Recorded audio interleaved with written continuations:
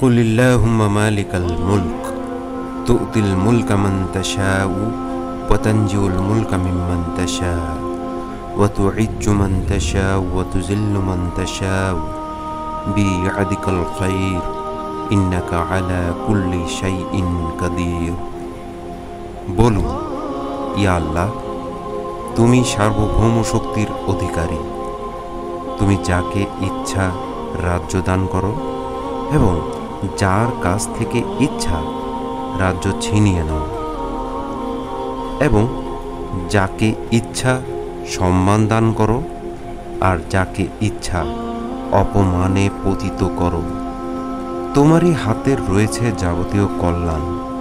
নিশ্চয়ই তুমি সর্ববিষয়ে ক্ষমতাশীল। সূরা আলে ইমরান আয়াত ২৬।